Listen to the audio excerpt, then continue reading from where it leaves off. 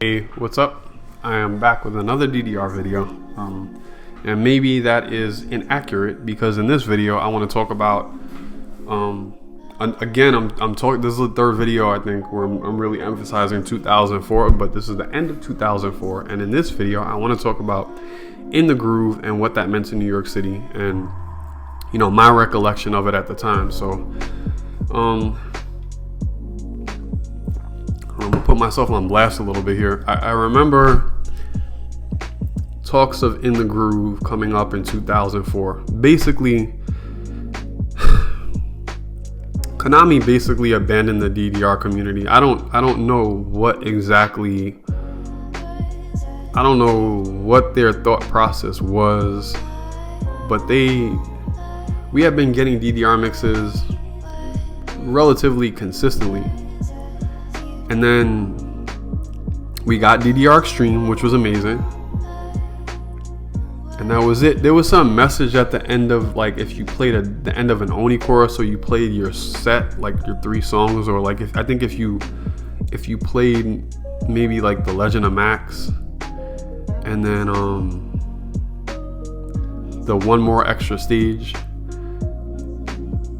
At the end of that, I think there was some message like we're starting over or something, and none of us really knew what that meant. But like it seemed like they just stopped making DDR. Now I don't know what their reasoning was. I don't know what their plan was, but I remember how it looked going into like 2006. But in 2002, the end of 2002, they made DDR Extreme. The beginning of 2003, a lot of arcades got DDR Extreme, and we played Extreme and played Extreme and played Extreme. To kind of, I remember real quick that for an April Fool's joke, I don't know if this was 2003 or 2004, but for April Fool's, Frequency and some of the mods on DDR Freak came out with this fake DDR Extreme 2 announcement. Not actually DDR Extreme 2. This is before DDR Extreme 2. And somebody like had photoshopped it. It had like a purple theme, and like I had completely forgotten that it was April Fool's. Like it was April 1st. It completely went over my head. I was so hyped, and then finding out that was an April Fool's joke, I was so mad at them. I remember being so mad at Don for that. Like I was pissed. But Konami, I don't know if they just didn't care. I don't know if they had a plan. I personally don't think that they had a plan, but like people who still play DDR, maybe y'all know the details of this time period between 2003 and when they came out when In the Groove came out, and then when Supernova came out. But it just seemed like they either didn't care, or whatever they were doing, they weren't doing it right. Because I think a lot of us realized that, and we realized that we weren't getting any more DDR mixes, including people from Washington State. And maybe I should have looked this up before I did this, but the 2 names that come up to me is Kyle Ward and I think Chris Foy, but I think more so Kyle Ward. Like Kyle Ward was this guy, I'm pretty sure he was a DDR player, and he created a game that was very similar to DDR, almost identical in terms of like if you're like as it relates to other video games, like if you're talking about racing games and you're talking about like fighting games. For dancing games, In the Groove was almost identical to DDR from like an outsider's point of view. It wasn't the same game, but it was like good enough to keep us interested. So he started creating this game called In the Groove. And to throw myself under the bus, I remember when In the Groove was first mentioned, before I even played it, I did not like the idea of it. And I don't remember what my reasoning was, but whatever it was stupid. Like it was just like, I was just like, I'm not playing this game. This game looks stupid. This game looks whack. It looks corny. I'm not playing In the Groove. This is like, probably around like, this is like test location time. So from what I remember, there was a test location in Washington. There might have been one in California. This is before the 8 on the Break test location, which was the closest test location to me. 8 on the Break was about an hour and a half, 2 hours away from where I was in the city. So I remember being on, like, they had a thread on DDR Freak about In the Groove, and I remember going in the thread and just bashing it, like, oh, it doesn't look good, the songs sound whack, blah, blah, blah. And I think it was Kyle Ward, but it could have been Chris Foy or somebody else who kind of came in, and considering how much of an asshole I was being about it, they were pretty nice to me. And that was probably from a business point of view. These people were probably a little bit older than me. They were trying to sell. They were trying to get as many people on board with In the Groove as possible. And they were really nice about explaining to me, putting it into perspective, like, Konami's not making anything else anymore. Like, they're not making any more mixes. So, you know, we made this game to kind of like keep people, to give people something to play, because Extreme that's it. It's just Extreme, and Konami's not doing anything anymore. I mean, they were making home mixes, but none of us cared about home mixes. So, I remember just like feeling a little stupid because I was shitting on In the Groove so much, and being like, alright, like, maybe I shouldn't have been so harsh without even playing it. Like, it didn't really make any sense for me to like be so harsh on In the Groove without playing it. So I changed my stance on In the Groove after they had explained it to me. And when 8 on the Break got the test location for In the Groove 1, I went out and played it. I think me and Fat Axel went together, I believe. I either went by myself or I went with Fat Axel. I do remember going with Fat Axel to play In the Groove when it was still a test location only. But I don't know if I went by myself the first time or I went with him. So we go out there, and I completely changed my mind about it. Like, I was a big advocate for In the Groove after I played it, and not a lot of people had gone out to play it, because 8 on the Break from New York City it's not the hardest to get to, because the train is right across the street from the arcade. But like, if you're a little bit younger and you're in high school, or like you have college, you're a broke college student, or your parents not gonna let you travel all the way out to Dunellen in New Jersey. Not everybody made it out there. On top of the fact that it was a long trip. It was like an hour and a half, 2 hours, depending on where in New York City you were from. So, excuse me. So I went out there, I played it, and I liked it. I really did like In the Groove after I played it the first time. I was completely obsessed with the song Charlene. I really did like Charlene. I really liked Hardcore of the North. In terms of difficult songs, that was one of my favorite difficult songs, because I liked that it had the little 24th notes in it.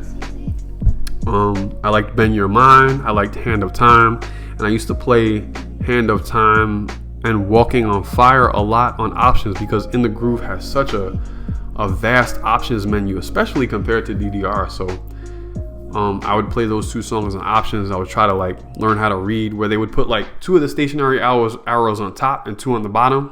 I would play like that a lot, or they would alternate, 1 on top, 1 bottom, 1 top, 1 bottom. I don't remember what any of these options are called. I'll put them on the screen when I edit this video, but I would do that. They had an option called Shuffle. They had an option called, I don't know if I think it was called Random instead of Shuffle. But then they had an option called Blender, which was like, there was no shuffle algorithm. It was just like the arrows could have been like 6 of the same arrow in the row. Completely crazy, and I really did appreciate that. I think there was a player called, I think his nickname was Windu, and I've seen him play a couple of options, and I remember being impressed. After I had stopped playing, I remember being impressed by like watching him play some of the options. I liked playing the song July, and I did like Pandemonium. I felt like the steps were a little sloppy, but it gave me that feel of like the next 10 footer. I had very little issue playing In the Groove. The thing to note is that In the Groove 1, I don't think there was any dedicated cabinets for In the Groove 1 as far as I remember.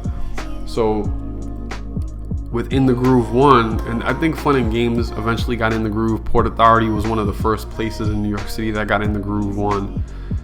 But the thing about In the Groove was that there was no dedicated cabinet. So it was like they would take, I don't know what the process was, but they would put In the Groove on a DDR machine. You had to have like a DDR machine to install In the Groove on. So it was the same hardware, and this was one of the deciding factors for me eventually going back to really not liking In the Groove in the future when In the Groove 2 came out, which I'll talk about in another video. But yeah, like In the Groove 1 was on DDR machines, so like it felt the same. And I didn't notice that, like that was subconscious. I didn't think about that. The only other dancing game at this time was Pump It Up, and I ultimately always had a tremendous amount of respect for Pump It Up. Pump It Up had been out at least as long as DDR. I think Konami and Adamiro, the company who makes Pump It Up, have been involved in some kind of lawsuit, like some kind of a patent copyright lawsuit. And Pump It Up had already established, from my recollection, that Pump It Up, yes, it was a dancing game with arrows that move up in the screen, that when they line up with the stationary arrows, you got to step on the arrow. Yes, Pump It Up had 5 arrows instead of 4, had 5 buttons, 4 diagonal arrows and a middle arrow, but that wasn't what made Pump It Up different, in my opinion. That was one of the biggest things that made it different, but what made it different, it was just a different game. It was just a different game. So like Pump It Up had its own, I feel like it developed its own community. It had its own song selection. It had a different feel to DDR. The timing was different. It was easier to get perfects in Pump It Up, but the step charts were way harder than DDR. And we all just accepted that as DDR players. It wasn't like you know, like, yeah, I could play PSMO and S4R, but like I can't pass, you know, whatever Mr. Larpus on Pump It Up or whatever the hardest song was. I didn't play Pump It Up, but I always had a tremendous amount of respect for people who played it. I think the 2 people who I remember playing Pump It Up the most was JBoy, who I think was from North Carolina, who was a really good DDR player from North Carolina, and we had a DDR player. His name was Pete from Staten Island, and Pete he would play crazy stuff all the time. I remember one time, Pete, this is just stuff that we did in the beginning of the DDR community. When PSMO came out, when Paranoid Survivor Max on Challenge came out, he handcuffed himself, or like tied his hands. He was like, I'm gonna pass this with my hands tied, with no bar, but I'm gonna tie my hands in this arcade in Staten Island called Fun Station. And I remember Pete passing PSMO with like his hands tied together or handcuffed or something like that, just, you know. But Pump It Up was a different game, and In the Groove was not. It was a different game. It wasn't the future of DDR. It was different. But back then, I think back then the community started to like shift away from extreme and started to treat In the Groove like it was the future of 4-panel dancing games. And I think that all of us, myself included, got sucked up into that. And I think that was one of the mistakes that I wish, if I could go back again, I would have stepped back for a second and analyzed it and been like, this game is similar, but it's not the same as DDR. But I don't think that was the general consensus at the time. The consensus was that like Konami abandoned us. They're not making any more games. So this is the future of this type of dancing game. So, you know, I played a lot of stuff. The one thing that I remember talking to JSB about In the Groove before I played it, and he had played at one of the test locations. I remember talking to him on like AOL Instant Messenger, and I was like, tell me what songs are difficult. Like, what songs should I try when I go to play In the Groove eventually? And I remember him saying the song Tell was really hard. And back then, at this time, like I had already been playing like crazy edits, and in my head I was like, how hard could it be? Like, how hard could this song possibly be? It can't be that hard. But Tell had one of those things. This is one of the things that I never figured this out in DDR. At best, I just focused really hard. This skill that I'm about to talk about, I just focused really hard to get perfects. In the one song that had this, which was the beginning of Max Unlimited, but like moving your feet really fast and then immediately jumping like in like a 16th note stream, I never actually figured that out in my head, how to do that. And that was definitely a weakness of mine. At best, I just focused hard, and I would just really try to step, jump. But I never felt confident doing that. Like, I never felt like I had that under full control. I had the twist at the end of PSMO under full control. I've AAA'd that end run in PSMO plenty of times. LOM, I was able to move my feet that fast. I had edits at like in Paranoid Evolution, I had 16th note runs in it, and I had played like at the pinnacle of my gameplay and my physical agility. Like I had been able to play Bemani Ruler A, which was basically like a stream of 16th notes. And back in 2004 and 2005, people weren't moving their feet that fast. Like I understand, like later on down the line, people were doing streams at like on like In the Groove, and like they were, you know, putting Step Mania on like DDR machines and In the Groove, and they would put like, you know, 16th note runs at 200 beats per minute. But like back when I was playing, like that shit was like auto fail. Like people weren't passing that shit. And so like playing Bemani Ruler A for me was like, and being able to double A that eventually was a big win back then. But like that Tell was like, you know, the Tell was like that classical song, you know, Overture of William Tell or whatever it's called. It was like, and the steps were step, step, jump, step, step, jump, step, step, jump, jump, jump, step, step, jump, step, step, jump, and that really screwed me up. When I played Tell, I got whatever everybody else got it on Tell at the time, like, because remember back, like this is back when like I'm at like the height of like my stamina and my move of like being able to move on the pad or whatever, but I never got into In the Groove, which I'll come to talk about, but like I never figured that out. That was the only thing that used to like scramble my brain. I never figured out how to like really do that step, step, jump. Even with my fingers, like I had tried to do it later on, like when my wife was pregnant with my first daughter, my older daughter, to kill time. I remember playing Step Mania. I couldn't even do it on Step Mania. It was just a brain fart to me. I wasn't any worse at it than anybody else was. Like I think whatever everybody else was getting, I just wanted to make sure I could get that just to see where I was. So maybe 96%, 97% or whatever people were getting, I was getting that. But like eventually people figured out how to do that, and I think people quad started and got 99% on it or whatever, and I never got to that level. I never got to that level. It wasn't required because I wasn't an In the Groove player, but I never got there, and that was the one thing that I never mastered. I never got to practice that enough. There were no steps in DDR like that aside from the beginning of Max Unlimited, and even the beginning of Max Unlimited wasn't as rigorous as Tell. But like this, like stepping and snapping into a jump, that used to mess me up. You know, eventually Port Authority got In the Groove, and what I realized about In the Groove, which seemed to be a little controversial, but I have my opinion about why I think it was controversial. But one thing I learned about In the Groove, which ultimately, this was the main reason I stopped playing it, was that everything in the game was late. All the steps were late compared to the beat of the songs, and I couldn't play like that. DDR wasn't perfectly synchronized, but like it wasn't like the whole game was late or the whole game was early.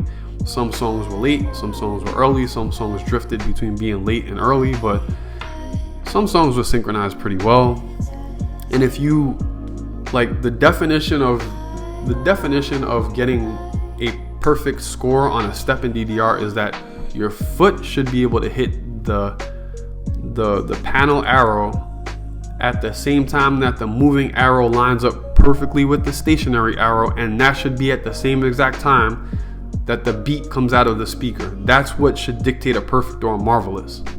In the Groove was not that. It was not that. At least all the machines that I played on machines in New Jersey, plenty of machines in New York City, all over the place. I've never played In the Groove 1 where it was synchronized, and people swore that it wasn't that. And I don't know if it was because everybody played on speed and people were more sight read as opposed to like listening to the beat. But like I would be like, I'm not playing this game because it's like, it's a good attempt, but this game is not synchronized. Like it doesn't feel synchronized. And I would get into arguments with people where they would swear it was, and to me it just felt like they were just like they want to give up on DDR and they want to move on to this new game, and they don't want to admit the flaw in the game. It's like, it didn't mean that In the Groove was a horrible game, it just meant that it was mad late. And this, I'll bring it up now, and I'll probably bring it up again when I talk about In the Groove 2. But In the Groove 2 was late as well at first. In the Groove 2 was late as well, and people were good at In the Groove 2. In the Groove 2 wasn't as late as In the Groove 1, but it was late. The steps weren't synchronized, and I dabbled in the Groove 2 a little bit, and I was able to keep up in the beginning. I got the scores that I wanted to get at the time when In the Groove 2 first came out. For me, if I could get 99% on a song, I was okay with that. And what I wound up doing is getting a memory card and taking the steps to the songs that I liked and shifting all the steps down by like a 32nd of a note, or like a 64th of a note, to make it synchronized. And I would go back and play these edits. They weren't really edits. They were the same exact song for like Charlene and what other songs? There was a few songs in Bang Your Mind, Walking on Fire, and July, Juja, you know, like songs that I liked, that I wanted to try. And I wound up getting like less than 10 or less than 5 excellence on these songs, like high 99s. It didn't save anything because these were edits. They were the same exact steps though, and I just shifted them forward a little bit. So I was like, all right, I'm not bugging out. Like Destiny, that was one of my favorite In the Groove 2 songs, and I remember playing that song a lot. But I remember shifting the steps down a little bit in an edit and getting like 3 excellence on Destiny, or 5 excellence or something like that. And I was like, oh man, like this game is late.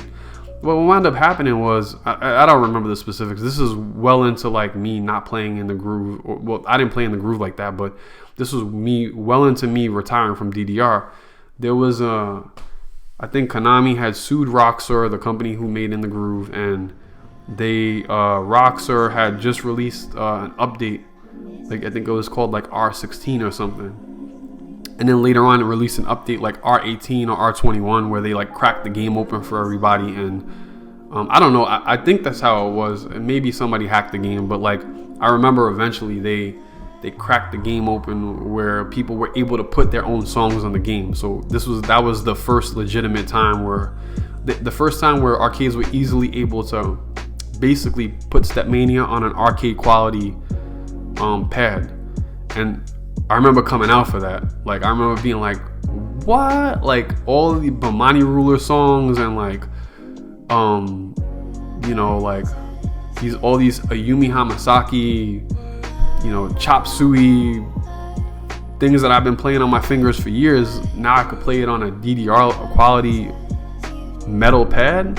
So I remember coming out for that. I still had the stamina for it, even though I had retired. I wasn't as good as I was like in 2005, but I think this was like 2006, kind of 2007 maybe, I don't know. But like, anyway, I'm kind of going off on a tangent. When they released that one, I think it was R16, they synchronized.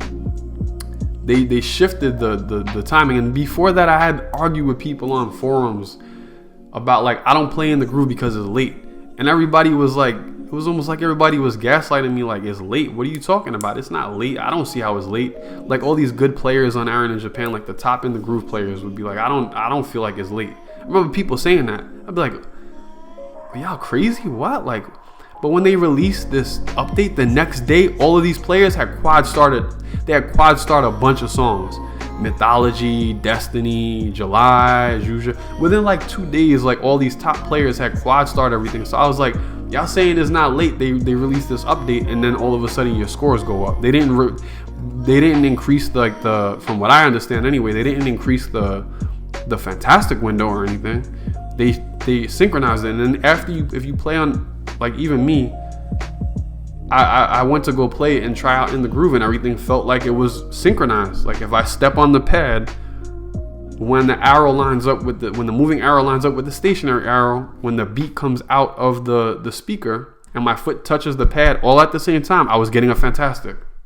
And that's how I knew. I was like, it just seemed like a lot of people, they wanted to move on from DDR, and they didn't want to admit a fault in the game that they wanted to move on to.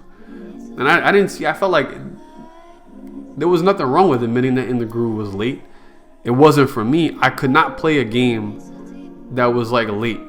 I think that is really cool that people were able to get high scores on In the Groove and In the Groove 2 when it was that late before they fixed it. I think that's really cool, but I wasn't gonna stop. Like, it used to drive me crazy when it meant more to me to argue with people or get my point across online or whatever. I was like, what are y'all talking about? Like, I'm not going crazy. And like, I just remember, like, and then after they updated it, I remember people going back and like, yeah, In the Groove 1 was late. And then all these people had all their scores. They had quadded, like, I feel like they quadded like 25% of the game within like a couple weeks because they synchronized the game. They fixed it. So I kind of just, I went from like not liking In the Groove for absolutely no reason before I played it to giving it a chance and kind of being an advocate for it. Like, I remember talking to people in New York City, like, oh yeah, I went to the test location, it's good. The steps for In the Groove were a little repetitive. I did not like In the Groove because I felt like they made the songs for the game, whereas DDR, the songs sounded like genuine. A lot of the songs in DDR sounded like trance songs.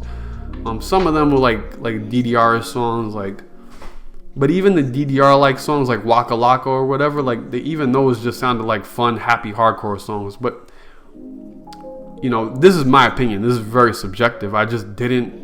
I got sick of like hearing the In the Groove songs and feeling like they sounded like they were like, we're gonna make a song for a 10-footer, like or like an 11 bar or 12 bar or 13 bar, like with. This song has to be hard, so we're gonna make it sound difficult. And that was like what Pandemonium was to me, or like July.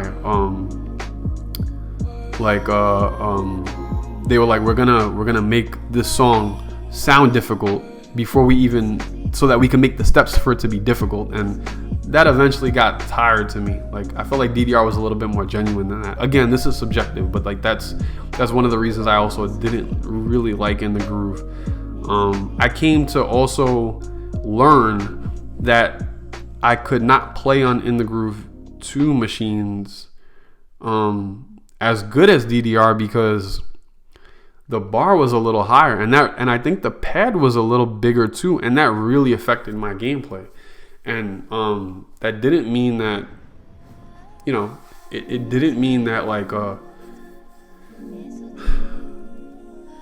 that I was like a bad DDR player or like a good DDR player In the Groove player. It just took a lot more energy for me to play In the Groove 2, and at first I just didn't understand it. I remember telling people, like, I don't know what it is about these In the Groove 2 dedicated cabinets, but like I get tired on these a lot faster, and it's harder for me. Aside from the fact that I think everything is late, which nobody thought at the time. Like, I just remember telling people like these machines tire me out, and I can't figure out why. And then I started like, I remember just like over time, I was like, yo, these bars, you know what it was actually? It was because even though In the Groove 2 had dedicated cabinets, and I'm jumping ahead a little bit too, because In the Groove 2 came out in 2005. And this is just me wrapping up 2004 because the last video I have to make about 2004 was the first Digital Life Jacob Javits DDR at New York City. But In the Groove 2, even though they had dedicated cabinets for In the Groove 2, some arcades just bought the software and the hard, like just like maybe the hard drive or the software, and still put them on DDR machines. And when I would play In the Groove 2 on like an extreme machine, like somebody installed In the Groove 2, I would get really good scores without getting tired. And I think that's what kind of clued me into like, wow, like I don't remember where there was an In the Groove 2 on a DDR machine. It might have been fun in games, but I remember the first time I did that, I was like, man, this feels amazing. And that was just me. Like, that was just my disability, so to speak. Like, I couldn't play In the Groove. And that ultimately leads to the point of like, just like Pump It Up, In the Groove is a different dancing game. At the time, that's not the narrative that was being pushed. I remember talking and, you know, debating or just having conversations with people or arguing with people, and they were like, Extreme is old. Who even plays Extreme anymore? And it wasn't like they were exaggerating. Like, these were just people who, like, I don't know what the reasoning was. Some of these people just couldn't compete with me in DDR when it came to the options and stuff. Those AAAs weren't going to help them. So This is kind of like a thing that happens in video game communities a lot too. I'm not saying everybody was like this, but sometimes people will be like, I know that I'm not good at this video game, or I know that I can't beat this person in this video game, so I'm going to move on to a different video game and try to tout it as being like a superior video game. There was a guy who we played DDR with. I'm not going to say his nickname or his name. He was from Staten Island, and I remember him being like, he played DDR with me and 123 Kid for a while, and then he realized that he couldn't catch up to us. So I remember him moving on to Initial D for some reason. This was a racing game. Initial D was like, it wasn't even like DDR. It was like a racing game. But I remember him being like,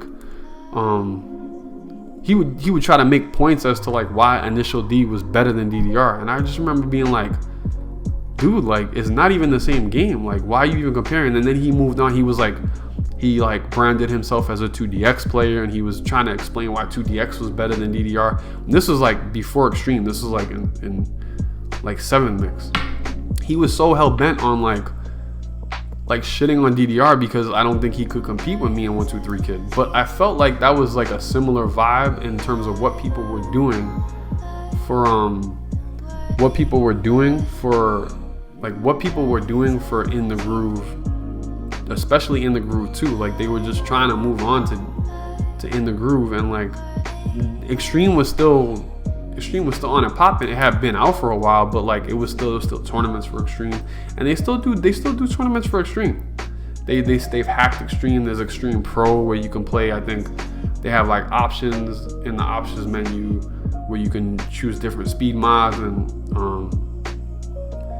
you can play regular mode and get Marvelous, like, because Extreme was a good mix. But even in 2005 when In the Groove 2 came out, it was still a good mix. People were still playing it.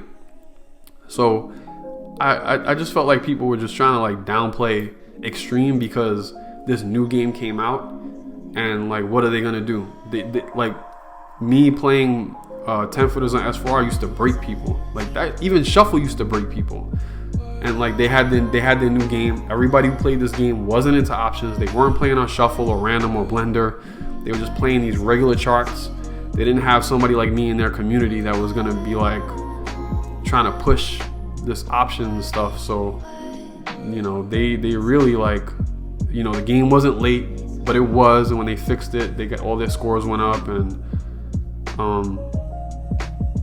the community. And back then, I'm grouping the DDR and the In the Groove community together because it's still like, people hadn't realized that that In the Groove was a different video game that should have had its own community. You know, back then, this is what people were trying to push. Like, this was the future of this type of dancing game, and you know, Extreme is dead, and it wasn't. So, you know, I appreciated what Rockstar did with In the Groove and In the Groove 2. I appreciated the effort, and I do think that it was warranted.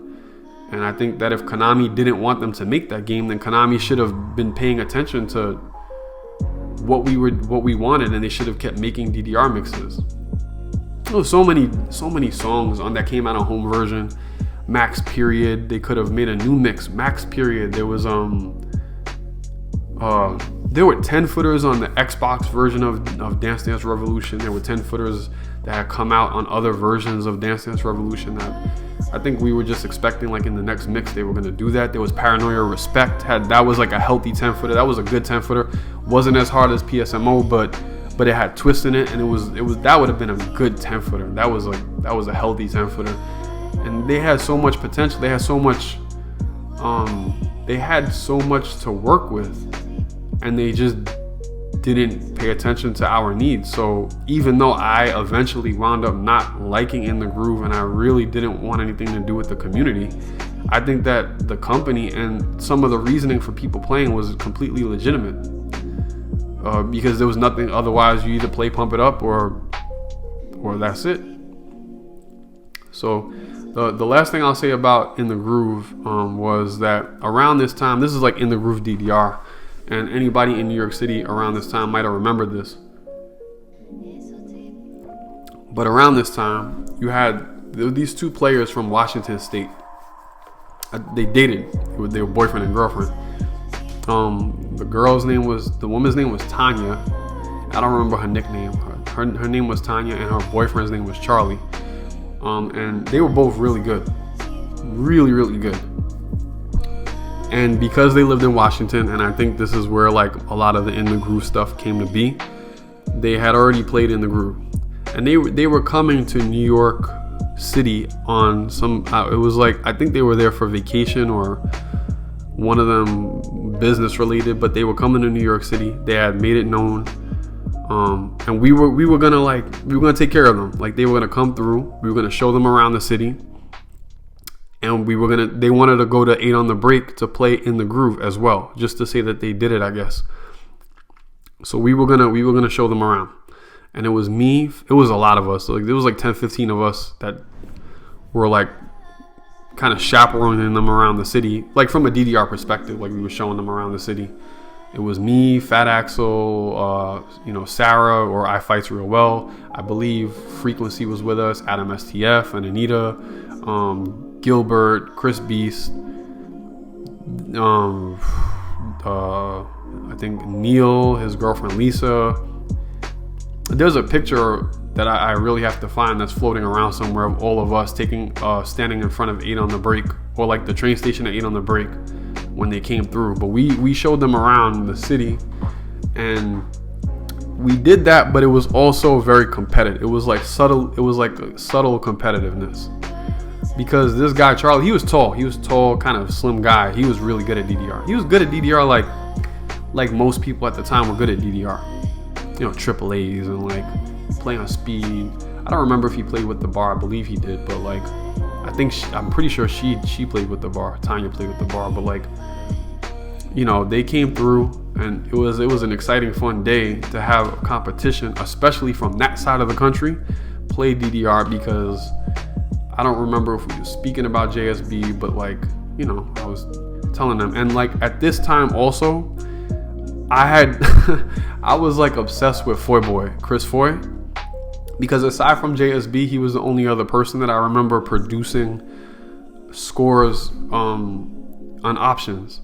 So like I don't even know like if the stuff that I had heard about him was even true, but like in my head he was like this legendary options player that I looked up to. And then I heard that like he stopped playing DDR because he became a firefighter, and then he got married, and there was like a DDR machine at his wedding. This is like 19-year-old Anthony. Like this guy was like one of my idols, and I had never even met him. I just remember seeing pictures of him play options and hearing stories of like crazy options that he played. So I remember asking them about Chris Foy, because I think he was from that area of the country, if they had played with him. And we showed them around the city. We took them to Coney Island, and when we took them to Coney Island, I remember because they had played Charlie had played Bimani Ruler V, and I think in his head he was good at it. Now I don't know what that meant. This step chart, if I remember correctly, had well over 1,000 steps for like a minute and a half song. It was one of the more difficult charts that we had played. But me and him played it. And this was kind of like this will set the tone. Like, I'm the best player in New York City. You're like really, I did not know that much about Washington other than Chris Foy. But like I had like they came and Charlie played by himself before I played with him, and he was pretty good. Like, he had either triple A stuff or flagged stuff or whatever. So me and him we're gonna play Bimani Ruler V together. And I think from what I remember, if you never played Bimani Ruler V, you should like play it on Step Mania or something. It was a pretty, in my opinion, this was an iconic chart like back then. And we had the access to play it on a DDR machine because DDR Extreme had the song V, so we made the edits for it. I think he got between 20 and 30 greats, which was really good in 2004. And I have to keep emphasizing that, because I know like people play stuff like this in their sleep now, but back then people did not play this stuff. Like, people were not playing this. People were still huffing and puffing over the Legend of Max. Most people. even the good players, some of the good players still were huffing and puffing over playing Legend Road. So most people were not playing stuff like Bemani Ruler V. Even to be able to pass Bemani Ruler V was still kind of impressive around this time. Me and him played it. I think he got between 20 and 30 greats, and I SDG'd it. My best on Bemani Ruler V with the bar, 2x bar, was 4 greats at the time. That was my best on Bemani Ruler V. But I think I had gotten 7 greats when I played it with him. So I got like he was impressed. Like he was impressed at what I got. And he got like a good score. I don't think anybody else, aside from maybe Fat Axel around that time in New York City, was able to play Bemani Ruler V that good. But he got like a really good score on Bemani Ruler V. But I got like whatever I got, like under 10 greats on it. So like that was like the litmus test. Like this is what I'm saying to you. I'm saying that like this is what we do. This is what I fuck with. This is regular shit to me. Like you play Bemani Ruler V, I get that. It was like I didn't say any of this stuff, but like this was stuff that was being said without saying anything. If you know what I'm saying. Like we were talking to each other without talking to each other by like producing these scores. Like I'm like, this is what we do. This is my cereal in the morning. Like this is what I eat for breakfast. I play Bemani Ruler V. Like I worship the Bemani Ruler V. Like I'm surprised I didn't stealth it. I think I had made plans to stealth it or something.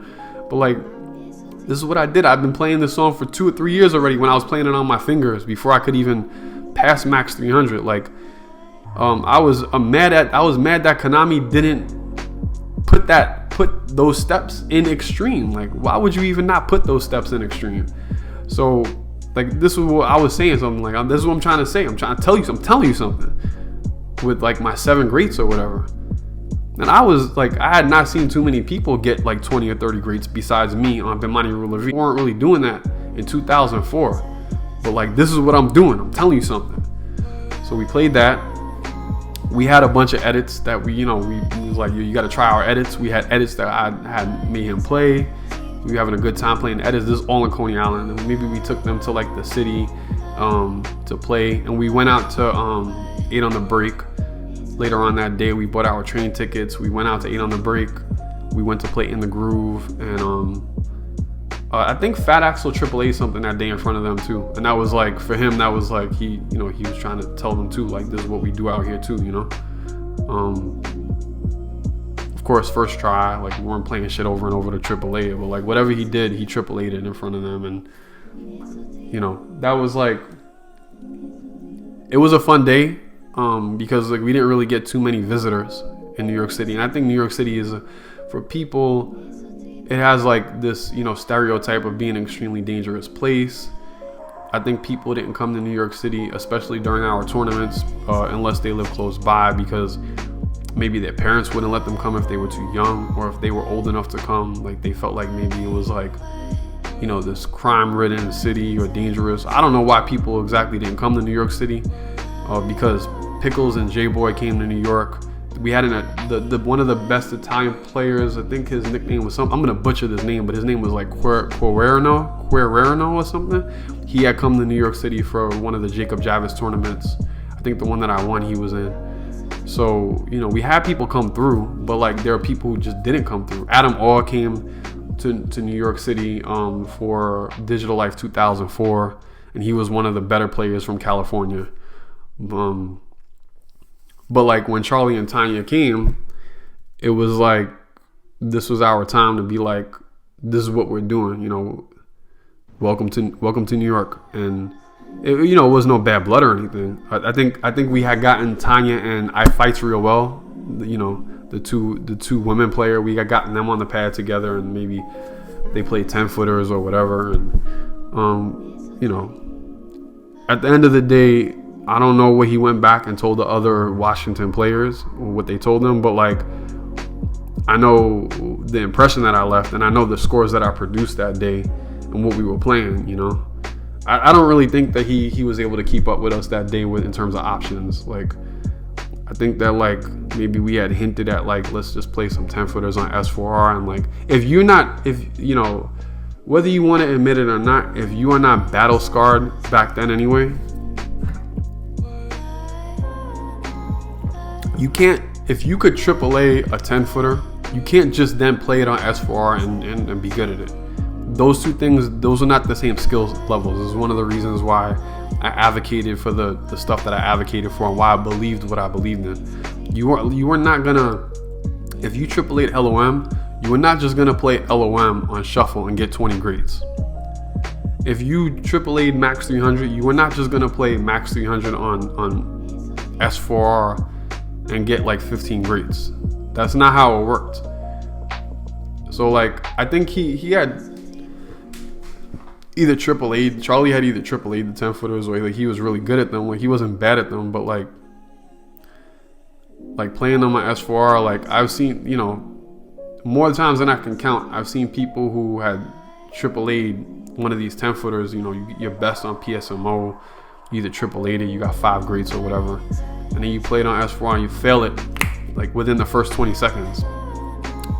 You could, you know, not just PSMO, like Max 300 too. I've seen this plenty of times. People with like their NNR or like whatever those other websites were called, the whole thing, AAA is all down the whole thing, except for like 5 songs, you know, 5 to 10 songs, they got like 1 grade, they flagged it. They were gonna AAA it in 2004. AAA is all the way down. Play Max 300 on S4R, fail it within 20 seconds. It was a different level. So like, I don't remember if he played them, but I don't remember anything memorable from like him playing. And that's not to downplay or talk down on him. It's just we were in a different frequency. We were on a different frequency. Like the AAA and 10 footers, to play them on options, even shuffle would scramble people's shit.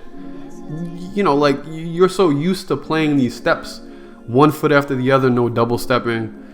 You know, you've been, these people, like these AAA people, they had played these songs. It's not that they could stealth it, but they damn near could have stealth these songs because they had played these steps over and over. Like they want a AAA LOM, they want a AAA Paranoid Survivor, so they're playing it over and over. And you put it on a shuffle, and they're not used to double stepping, like using the same foot at that speed, or being able to even read the arrows back then at that speed. People who had AAA Max 300 and Paranoid Survivor and LOM were getting like B's on shuffle. Don't even forget about S4R. They were failing within like the first 10 to 30 seconds. They couldn't even read the arrows, let alone move their feet like that. So I think that day we stuck to a lot of edits. I didn't really want to like put them through the ringer like that. And like, but it was a fun day. It was a really fun day, and I think that like we impressed them. So I just had to mention Charlie and Tanya. That was a good time. Like we had a good time playing with them. Maybe they were at New York for like something DDR related, like a TV show or like a news show or something. I don't remember where they came, but you know, we showed them around. We had a good time, but it was like subtle competition. It was underlying. It was like cordial. It was no bad blood, but like it was still like what we doing. So that's kind of like my spiel on In the Groove and New York City. I think that there are people who are more qualified than me to talk about the evolution of In the Groove in New York. People like, definitely I remember Sarcastic Mofo putting a lot of work into In the Groove. Big Matt putting a lot of work and producing a lot of stuff when it came to In the Groove. I remember then this is not even to mention people like Gilbert or Spencer or Nick, Lewis. I think Lewis's nickname was Slippers. Like there are people from New York City who can, this was like their time, like, you know what I mean? Like and I remember like a lot of them played in DDR, like they were coming up, like they were coming up, they were a lot younger than me, so like they were coming up when I was playing DDR. They were just like, you know, kids playing DDR, and like when I stopped playing, like not because I stopped playing, it's not because I stopped playing that they got good, but like I just want to choose my words carefully because I always fucked with Spencer and like and Nick and Gilbert and Lewis and like all the In the Groove players. They always showed me a tremendous amount of respect, and I always appreciated that. But I always loved what they did, and I feel like I should speak on them a little bit more as maybe like appendix videos of like, sidebar videos of like, I don't know about this, I can't really speak on it, or like I would love to interview one of them, especially Spencer, and just talk about like what it was like during that time period, because like that's a different era than me. But I'm not qualified to speak on like the evolution of In the Groove in New York City. I could just tell you what it was like when it first came out and what the general reception was. Some people liked it, some people didn't. Some people acted like it was perfect, and it was not. Like there were flaws in the groove, like I spoke about. So we had a good time, and that I think Big Matt might have been there for that Charlie Tanya thing too.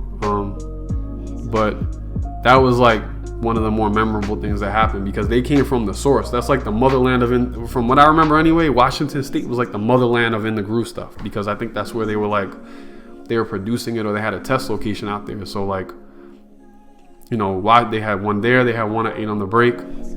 I felt a little left out because in the credits of In the Groove, they showed a picture of the 8 on the Break DDR players that tested it. There was like, I think Chef was in that video. Chef was like a DDR player / In the Groove player from 8 on the Break in New Jersey, or just from New Jersey, and like there was like a good 10 of them, and I always felt like, damn, like maybe I should have put a little bit more time so I could have been in that picture. But that wasn't my hood, like that wasn't my home. Like they all those people, they deserve to be in that picture because they had put in a lot of work. They probably gave that company a lot of feedback about the game, and it was cool to see that they were contributing to In the Groove. So again, like that's just my take on it. I did play In the Groove a little bit. I did play In the Groove 2 a little bit, which I'll speak on when I get around to 2005, but not like that wasn't my community. And I didn't realize that, and I got sucked into believing that this was the future of 4-panel rhythm games, when it wasn't. It was a different game, it was a different community. And there are people who I always admired that I'll say real quick before I end the video. The person that comes up in my head a lot was Matt Vanston, or his nickname was Qkumbr. I felt like he always stayed true to that. Like I don't want to speak for him. I don't think I've ever had this conversation with him, but he gave me the impression of like when he would post online that he always stayed DDR. He always kept it DDR.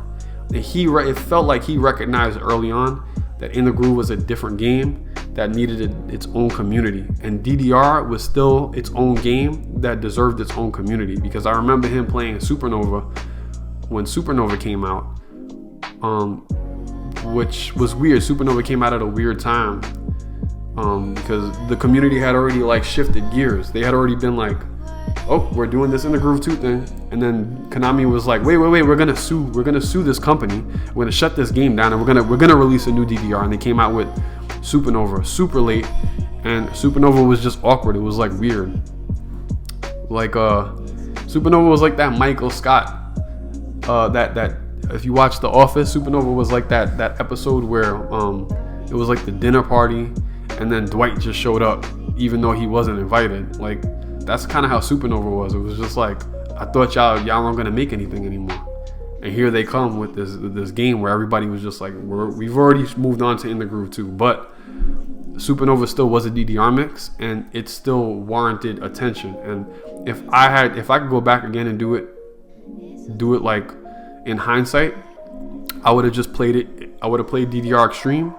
I wouldn't have played In the Groove and In the Groove 2, because I was forcing myself to like a game that I didn't like, and I would have just played Supernova when Supernova came out. Granted, the hardware for Supernova, I think the company was called Betson Industries, and the Supernova machines were bad, like they sucked, but that's the way they felt anyway. But I still probably would have enjoyed that. If I dedicated myself to playing Supernova, I probably would have enjoyed that more than forcing myself to play In the Groove and In the Groove 2 for the short time that I did, just to kill time because I didn't have anything else to do. So that is my In the Groove 1 spiel. And if you played In the Groove 1 around this time, or even in the groove too, and you want to comment, please comment on this video. Let me know what you thought. I would love to interview people. If you feel like you were in the mix of like the in the groove era in New York City, reach out and let's set something up, because I really do want to get interviews going for this. And you know, I would love to hear people's take on this that were more knowledgeable and involved in the evolution of in the groove in New York City than I was. So please let me know, and stay tuned. I will be back with another video soon. So I appreciate anybody who listened to this video, and yeah, just check back soon, and I'll be back with another video. So thanks.